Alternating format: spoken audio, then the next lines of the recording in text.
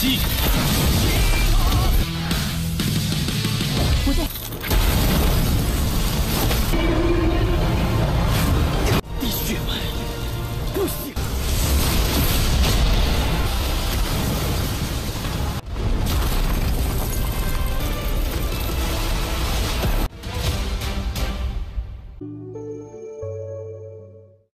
Hello guys, welcome back to the stories. Kita bakal melanjutkan Abang Oyen di malam hari ini yang bakal seru banget karena Xiao yang bakal ditantang oleh salah satu orang terkuat di klanku.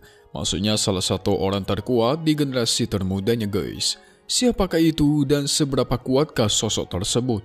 So nggak perlu basa-basi, langsung aja kita masuk ke intro ya guys. Hehehe.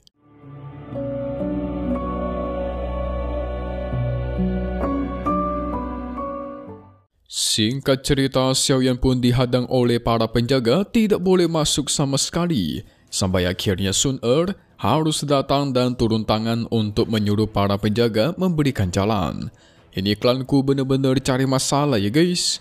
Muncullah dua tetua yang mengatakan selain tamu undangan khusus dan masyarakat klanku, maka yang lain tidak diperbolehkan masuk.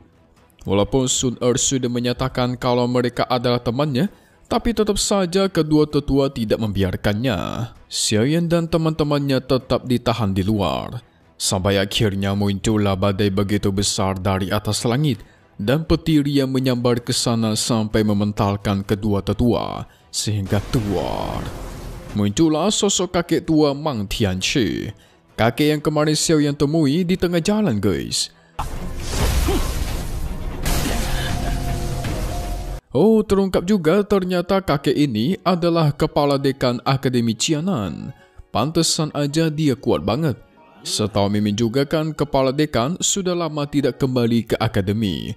Pantesan saja. Langsung dah Xiaoyan dan Sun Er memberikan hormat. Mereka juga kan berdua dulunya merupakan murid halaman dalam Akademi Qianan. Tapi dari semua situasi ini kepala dekan jadi paham kenapa klanku selalu menyulitkan Xiaoyan. Ternyata gara-gara dia ada hubungan dengan nona muda klankunya guys. Dia pun langsung mengatai tetua agung di belakang yang bernama Kushan. Dengan kekuatanmu yang setinggi itu tetapi membuli-buli anak muda sungguh tidak tahu malu. Baru dah tu mereka dipersilakan masuk oleh sang tetua agung Kushan. Wah, semua masalah selesai setelah ketua Man Tianchi turun tangan guys. Mantap.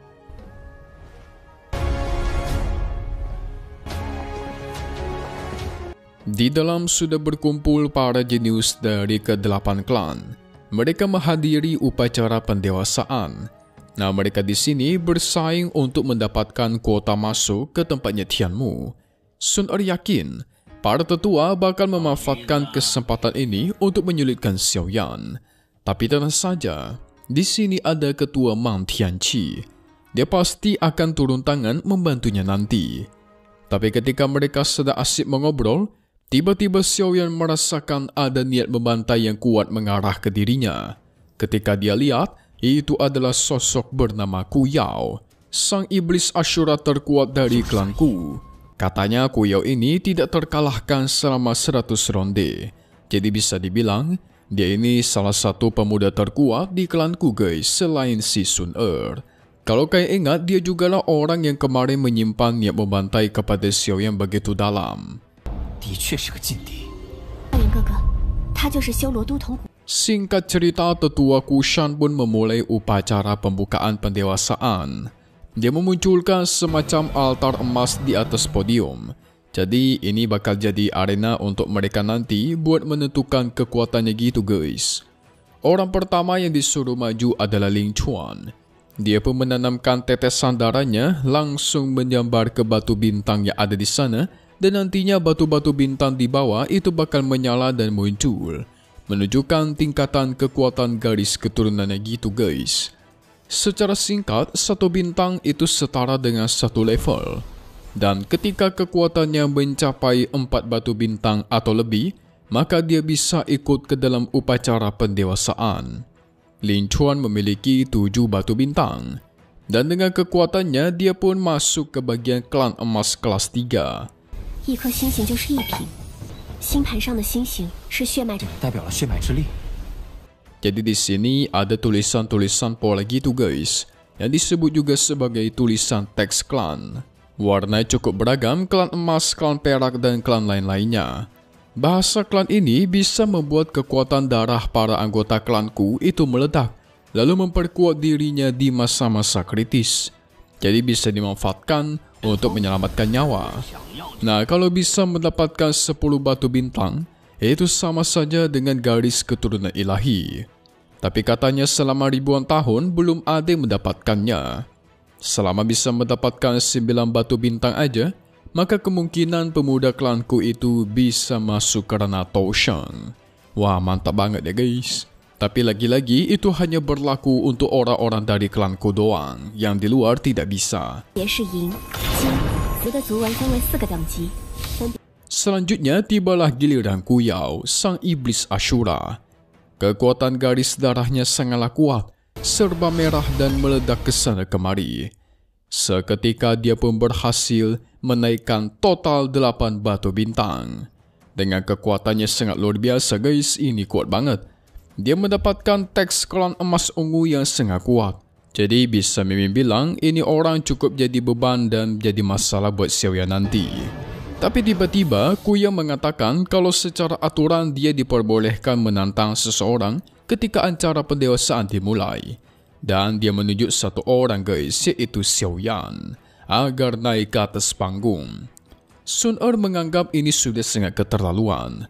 Sampai-sampai dia mengeluarkan kekuatannya.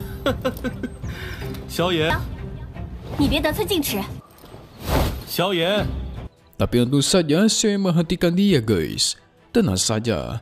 Sedari awal Abang Oye kita berniat memanfaatkan kesempatan ini untuk mengalahkan Kuyao dan mendapatkan tempat untuk di Tianmu nanti. Gak ada pilihan, Sun Er hanya bisa terima dan percaya kepada Xiaoyan. Segera mereka berdua pun dibawa ke area bertarung. Xiaoyan menerima tantangan, keduanya pun bersiap dan dimulailah pertarungan mereka berdua. Pertarungan dimulai dengan saling adu tinju dan tendangan guys. Gila seru banget. Ini seperti pertarungan tingkat tinggi. Kuyao sesuai dengan reputasinya, setiap tinju dan tendangan mereka menciptakan retakan ruang yang belum pernah kita saksikan sebelum Xiaoyan mencapai bintang Taojun. Di sini masih terlihat kalau kekuatan mereka itu setara guys.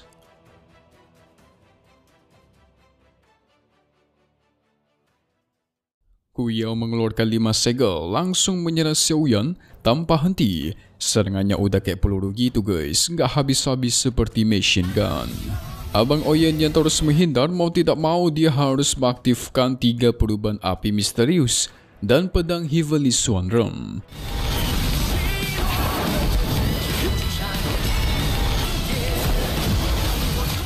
Tebasan besar pun dia lancarkan, tetapi Kuyao bisa menahannya dengan satu jari. Bahkan dia pecahkan dengan mudah. Buset, kuat banget. Xiaoyan mengeluarkan teknik terbarunya, yaitu teknik api penggeser bumi. Kuyao pun langsung dia bakar dengan api dari dalam bumi guys. Apakah ini cukup? Tentu belum cukup. Semua teman-temannya udah keburu bangga nih. Tapi hasilnya seketika tornado api pun dibekukan dan dipecahkan oleh si Kuyao. Wah, akhirnya dia menunjukkan senjata tombaknya yang sangat kuat. Senjata apa ini guys? Diseret sedikit aja itu langsung menciptakan retakan ruang. Dengan kekuatan senjata itu, dia bisa memanggil teknik serangan ratusan monster yang super luar biasa fisiknya. Xiaoyan terus berusaha menghindari serangan dari para monster. Bahkan dia mencoba menghancurkan satu persatu. Tapi Kuyao di lain sisi bisa mengeluarkan monster-monster kuat dari senjatanya. Bukannya menang, Xiaoyan malah dipukul sampai muntah darah. Waduh, kayak mana ini guys? Kuyao mengumpulkan semua monster yang tadi, lalu dia bentuk menjadi kepala singa raksasa yang super besar. Kekuatannya luar biasa sampai meretakkan seluruh ruang yang ada di sana. Xiaoyan berusaha menasa dengan itu. Keduanya pun saling beradu kekuatan. Terlihat Abang Oyen kita kalah guys, dan tuar. Terciptalah ledakan besar di sana. Kuyao mengira kalau dia sudah menang. Mengatai klan Xiao yang sudah lama jatuh tapi sok-sokan ingin menantang klanku kami. Namun ternyata Xiaoyan kita masih hidup. Ya iya dong, kalau mati mau udah tamat guys.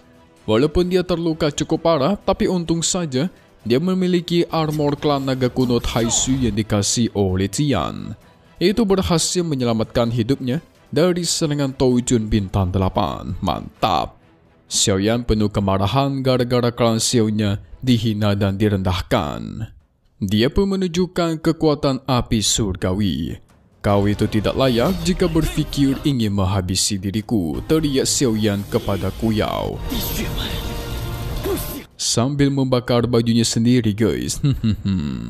Kuyao merasa kalau Xiaoyan kebanyakan bacot dan kebanyakan ngomong, maka kali ini bakal dia habisi dengan teknik terkuatnya, yaitu teknik langit dan bumi.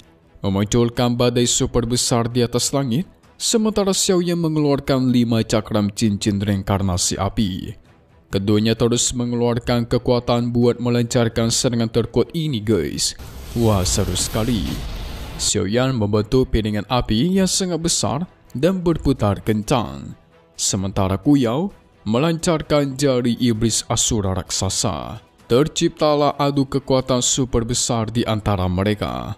Menurut Tianho, walaupun kekuatan 5 cincin api ini mengurus banyak energi Touqi, tapi itu masih tidak cukup menghabiskan energinya Xiaoyan. Jadi si Xiaoyan masih bisa melancarkan teknik lain. Tampaknya pertahanan cincin 5 cakram api mulai retak dan tuar, hancur lebur. Membuat semua wanita Abang Oyen pun berteriak khawatir. Serangan jari Asura masih terus berlanjut. Tapi tanpa kita sangka guys, ternyata Xiaoyan sudah menyiapkan Angry Buddha Lotus Flame. Kuyao, kau coba makanlah teknik ini. Nah ini dia guys. Lotus Core Flame mengadu jari raksasanya Kuyao dan menghancurkannya dalam waktu singkat. Bahkan dunia buatan di sana pun itu mulai retak saking dahsyatnya adu kekuatan ini.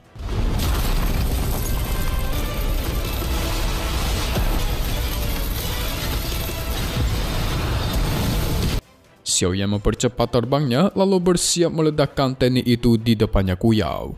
Tapi tiba-tiba muncullah sosok kakek tua yang meminta Xiaoyan untuk berhenti.